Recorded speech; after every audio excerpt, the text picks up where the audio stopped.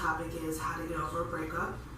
The reason for me choosing this topic is I just recently got over a breakup myself, and as a life coach, I do find that a lot of the clients that I meet with often find themselves harboring issues that they've acquired after having broken up in past relationships. So I just wanted to give you guys some tools and some tips and a couple of guidelines just to help you go through a breakup in a healthy and happy way.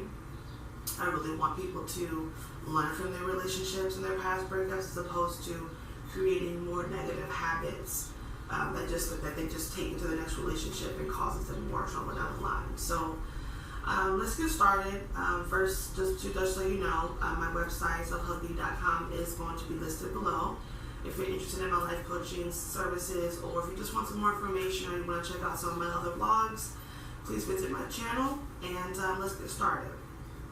So step one, I'm calling the 24-hour bum fast. Basically, when you first become broken up and you've gotten over the initial argument and it's the following day, the first thing you want to do is just stuff down your feelings with stuff, whether that be ice cream or food or rebounds or alcohol. We've all been there. We all know what it's like to feel like shit the day after a breakup.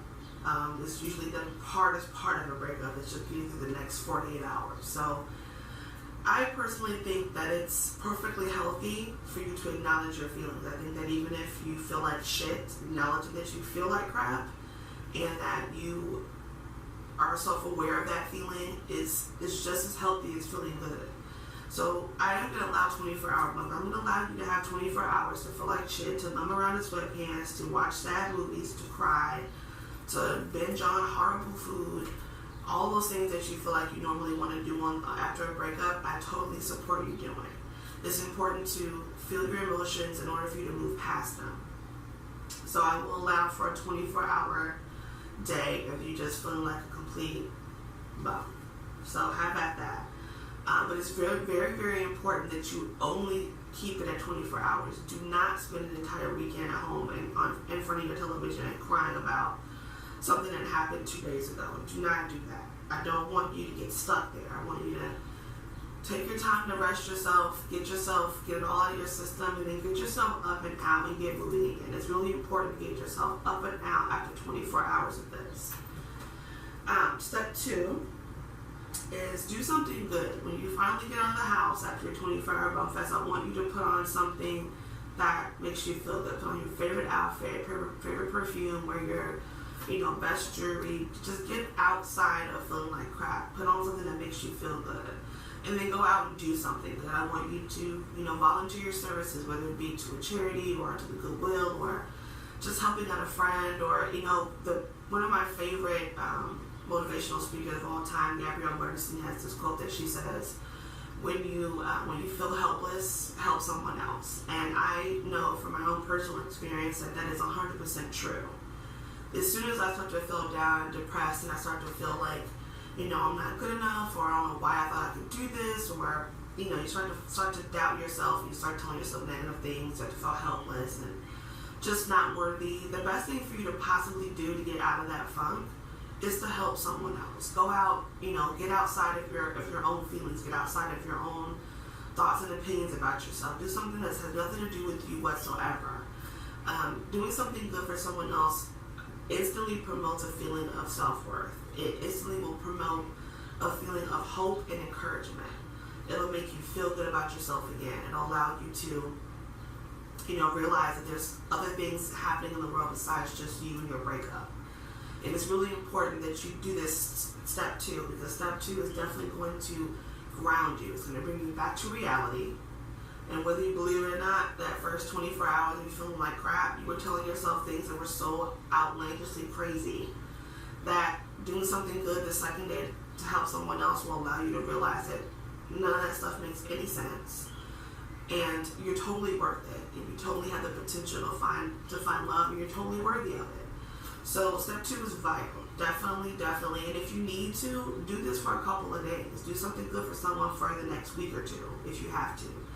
Just do it until you start to feel like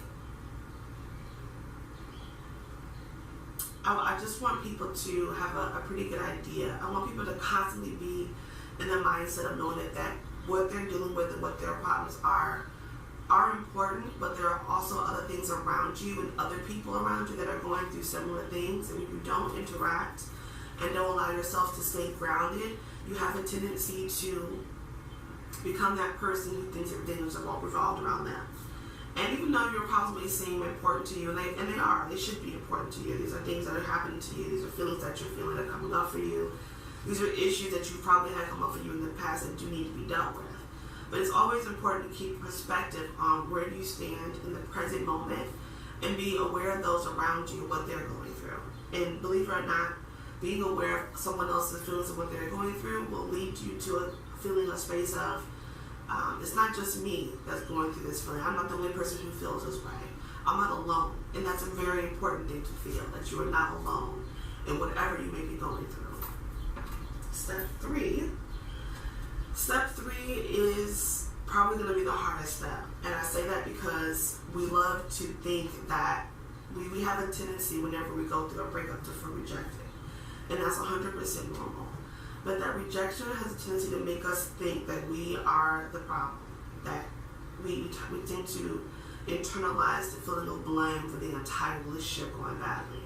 We find ourselves thinking, well, maybe if I was prettier, or maybe if I had lost 5 pounds, or maybe if I had done this in the bedroom, or maybe if I had, maybe if I hadn't nagged him so much and all that. You start to think that you're the reason why your relationship didn't work, and that's so not true. It totally takes 2 people to fuck up a relationship. And that's a vital thing. I want you to remember that it takes 2 to fuck up a relationship. Just like it takes 2 of you to get into one, it takes 2 of you to get out of one. So it's not your fault. You're not the only reason why your relationship failed. 9 out of 10 times, your relationship didn't work because it just wasn't meant to. And that may seem like not a good reason. It may not be a fulfilling reason for you to believe it at this present time. But trust me, if it was meant to be, it would have worked out. It's not like either one of you did anything super duper wrong to hurt the relationship. You just weren't meant to be. The 2 of you were not compatible. Now, yeah, you're wondering, well, if that was the case, how did we get together in the first place? Well, maybe when you guys first met, you guys were in a different place. You were in a different type of energy, and you guys may have been attracted to each other. You can totally be attracted to someone for a moment in time. Maybe it be for a month or a couple of weeks, and it can be amazing. And it's like, oh, well, we have such good chemistry. And then after the glitz and glamour of something being new wears off, and everyone's guard is down, and you find yourself being more honest and being more forthcoming with this person, then that's when your true personality traits start to show. And that's usually when things start to go badly. So remember that. If you're in the middle of a breakup and you're only with this guy for 3 or 4 or maybe 6 months, that's usually the time where things start to go badly if it's not meant to be. Because that's when you actually finally let all your guards down and your insecurities start to show. And you let your vulnerability out. And that's usually when people become their true most selves. And that's usually when it starts to fall apart. So keep that in mind. It takes 2 to fuck up a relationship. You were not to blame for the breakup. And it just wasn't meant to be. Step 4, create a practice of self-love. When I say self-love, what I mean is learn how to be alone and still support and love yourself. It's very important. And I see a lot of my clients, a lot of my friends, a lot of women out in the world, period, I see them desperately seeking a boyfriend or a mate or a husband for things that they should be already giving themselves.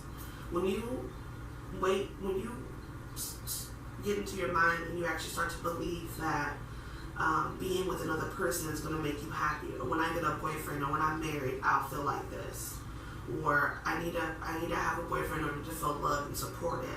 I need to, without a man, I'm incomplete, or I'm not enough. I'm just, that type of thinking is what causes, from the very get-go of a relationship, it just causes complete disaster. It's just going to be a disaster, because you're actually, what you're saying is, if this other person can't make me feel whole, it can't make me feel loved, it can't support me, then I can't be with that person. No individual person outside of yourself is going to be able to give you this 24 hours a day, 365. Because that person has flaws, that person is a human. No one, it's just way too much pressure to put on a partner or a potential partner of having to literally love and support you and make you feel motivated and encouraged all the time, when that person can't give you that all the time. That is something that you have to give to yourself. And when you start to create a practice of self-love, whether it be making sure that you always take time for yourself, to self-reflect on yourself, to become self-aware of your feelings and why you feel them and what your reactions to these feelings are. And you start to, maybe, and I always suggest having a journal and, journaling how you feel at a time, or maybe something happens to you and all of a sudden you get really upset and you're not really sure where that's coming from. Journal about it. And then in a day or two, read it back to yourself. When you're in a different mood and a different feeling, read that journal entry from 2 weeks ago and read how you felt. And it'll give you a sense of self-reflection. You'll be able to see, wow, I really do feel like that, or I really felt like that. And then you'll automatically want to figure out why and where it's coming from. And when you start to resolve those inner conflicts and the root of the problem for where they come from, you will begin to change. You will self-improve automatically. So creating a practice of self-love is extremely important, not just for relationships, but for you in general, for your own personal happiness. Having the ability to be alone for 6 months while you figure your shit out. And when I say figure your shit out, I mean when you figure out how to self-improve, how to get better at not being so insecure, figuring out what your insecurities are and why you have them, and starting to put out those little emotional fires that you have within you that have been there from the beginning of the trauma that caused them, will help you to learn to be more comfortable in your own skin. It'll make you feel more secure. You'll automatically become more confident. Your energy will change. You'll become more positive. You'll become less aware that you're single. When you get to the point where you're going throughout your day and you're going on, self dates where you take yourself to a movie or you take yourself to dinner, and you don't feel, afraid to be out by yourself, and you're not even aware of the fact that you're alone. Other people are in a couple or they're in groups, and you become, when all that stuff becomes no longer something that you focus on and you're actually just enjoying yourself, that's when you've gotten to the place where you can now start looking for your next partner, because you've become self-sufficient in that way where you're self-sufficient emotionally and not so much financially. You're emotionally self-sufficient on your own love. You've learned to get those things from yourself and not from someone else. And that's when you're able to look for someone. Because now you're not looking for a boyfriend because you feel like you need to feel supported. Now you're looking for a boyfriend or a girlfriend because you're wanting someone to enjoy your life with you. You want someone to, to witness things with, and not so much for a crutch. So creating a practice of self-love is going to be the part of the breakup that's going to make you feel the best. I honestly feel like when I went through stage 4 of creating a practice of self-love, I began to feel myself growing so much faster as a person that it made me feel excited to start dating again, because it's like I don't need to date to feel fulfilled. I'm dating because I want to, because it's something fun, because finding a partner isn't supposed to be traumatic. It's not supposed to be stressful. It's definitely not supposed to be hurtful. I see a lot of girls that go home and cry because they're single and they're alone and they get angry about it. So it's not supposed to feel like that at all. If it feels like that, then you need to stop. Definitely, if you are at home on a regular basis on the weekends crying and mad and you see other couples out and you hating on them, you need not to be dating right now. You have a lot of self-love to acquire before you can go out and start dating. So step 4, create a practice of self-love. Step 5 is going to be the most relieving part of the breakup steps, because you're finally at the point where you don't feel like shit anymore. Step 1 is going to feel so far away. It's going to be like, damn, I remember that first day where I was like crying and watching sad movies and eating ice cream, and you're honestly going to start to feel like, oh my God, what the fuck was I doing? That's how you're going to feel when you get to step 5. And step 5, you're gonna feel fine. You'll be back into your daily routine. You won't be, flipping through old text messages and looking at Facebook stalking or looking at old photos. You'll be past all of that. And by the way, if I didn't say it in step 1, during this 24-hour bum fast, please delete old text messages from your past relationship, because rereading that shit over and over, which is probably one of the most teeth-wrenching things for me. When I see people doing that, it irks me to no end. It's like, why are you rereading text messages? It's just going to cause you to feel like shit all over again.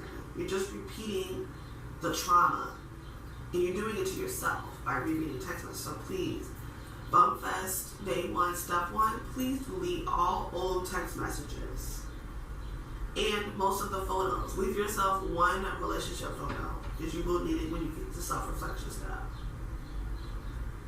So yes, delete old photos and old text messages. Leave yourself one photo that is not in your phone or on your iPad. Let it be a Facebook post that you have, and it stays on Facebook. Do not keep it on your phone. Do not keep it in your email. Don't put it in no secret folder. I know some of you girls who have to put photos and old text messages in secret folders, which to me is crazy. Don't do that either. You have to clean out all the crap in order for you to create a new one. So that's for step 1. Step 5, self-reflect. This is the final step. And in this step, your whole point is to now finally go back into the details of your breakup and your relationship. And this is the step that really involves the most self-improvement, because this is the part where growth is going to happen. When you start to really learn things about yourself, and you're in a positive mindset, where you're able to see yourself clearly and to be honest with yourself. You have to be honest with yourself about what you've done and what you did. Like I said before, it takes 2 people to fuck up a relationship. So what that means is, even though it's not your fault that you broke up and that it wasn't meant to be, you still have to be accountable for the things that you did in your relationship. And when I say that, I mean, I want you to ask yourself some real honest questions. I want you to get to the point where you're asking yourself, what could I have done differently that would have made my experience and their experience more enjoyable? Like I said before about being confident, or feeling insecure. Did you let your personal insecurities that root from a place that had nothing to do with your partner interfere with the way you and your partner interacted? Did you allow past insecurities that you developed from past relationships cause you to treat your partner as if they were, phone ring, I forgot to put it on silent, make you feel like you had to take that past trauma and throw it on the person you're with now? That's a big thing that a lot of people do that I really wish they would not do. And I know it's hard not to, because you feel like, well, if this didn't work there, I don't want it to not bring up here. But you can't use old issues from past people you dated to help you handle a new person you're dating. It never works. So if that's something that you... Hey guys, sorry about the video. Looks like my camera must have cut off somewhere towards the end or in the middle of step 5. So I'm just going to go ahead and recap step 5. So step 5 is the step of self-reflection. And for me, I truly believe that step 5 is the step that is going to cause you the most personal growth. So basically what it means is that now that you've gotten through the funk and you've gotten back to a positive mindset and you've gotten yourself back to a daily routine, at this point in time, you're pretty much over the breakup. You're no longer crying about it. It's not something that's on your mind regularly. You managed to get yourself out of the funk and back on your feet. But this step is mainly about making yourself accountable for the things that you may have caused in your relationship. Now, I said earlier that it takes 2 to ruin a relationship, and that is definitely true. But because it takes 2, that means that there was something in that particular part, on your part in the relationship, that could have been done differently. It usually just means doing some self-reflection and some self-growth and getting to the root of some of your issues. So with the self-reflection, I want you to, truly think about your relationship from the beginning to the end, and what role you played in the breakup. Were you, were your personality traits or flaws coming through your relationship a little too strongly? Were you taking baggage from past relationships and bringing them into your new ones? Were you possibly just really insecure about things, and that insecurity caused you to have habits or um, put pressure on your partner to the point where they weren't able to handle the load? These are all things that you can work on by finding the root of the issue. If it's insecurities that may be what your problem, you definitely want to find out what they are and where they come from and what traumatic event happened to you in the past that caused you to create that insecurity. And then obviously work on getting past it and solving that trauma, so that you don't have that come up for you again in your next relationship. Self-reflection is the step that really causes you to take a really hard, honest look at yourself, and be honest with yourself about what you're like, who you are, and what your problem areas are. We're all humans. We all have flaws. None of us are perfect.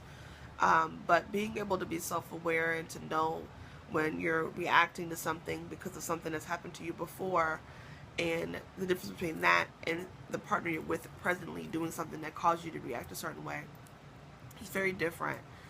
So yeah, definitely want to make sure that you journal and self-reflect by maybe journaling about something that's come up for you that you realize had nothing to do with your partner at all, because it's coming up for you even as a single person, and you realize this is something that might be a real problem that I really need to work on and get to the root cause of. And journal about that and how it makes you feel, and the things that you think may have caused that insecurity to happen for you. And then maybe in a couple of days when you're in a really good place and you feel fine, read it back to yourself, and you'll be able to see or feel the difference between you when you're in a good place and when you're not. This is a great way to be able to see yourself objectively by reading your own writing back to yourself days or even weeks or months after the fact. If you've ever had like a diary as a teenager and found it as an adult and read some of it, you're like, wow, I was really going through some shit. Or what the hell was I thinking? And in a form of self-reflection, you're seeing yourself from the past, and it's giving you a chance to work on some things that may still be coming up from that time period that's still happening to you in the present. So self-reflection is a very important step. I really hope that these steps and some of these tools and tips work for you guys. I really hope that you, even if you don't use all 5 steps, if maybe you just use step 5 or maybe step 1 or whichever one seemed to be the one that might be most helpful for you. I hope that you use these tools to help you have a happy and positive breakup experience. I mean, obviously the only thing that should ever come out of a breakup is a really good lesson you've learned for yourself. So with that, I'm going to close out this video. I don't want it to be too long, but also, if you're interested in more information, or if maybe you just want to read the steps to yourself or maybe print them out, you can always go to my blog at TheSelfHelpGeek.com, where I literally write all this stuff down in full detail. If you would like to print it out or write it down in your journal for your own notes. Also, if you ever have any questions or there's anything you want me to do a video on, or topics that you're interested in, or if you just have random questions for me, feel free to visit the website. You can email me or you can comment down below. And I will put the link for my website at the bottom. It'll either be over here or maybe over there. I'm not sure. But yeah, visit me on my website. I have some really cool stuff on my blog. I do more than just YouTube videos. I do a lot of other things on my blog as well that you might find interesting. So yeah, check it out. And thank you for subscribing. If you haven't already, please do. I have nothing but love on this channel for you guys. So have a great day. Bye.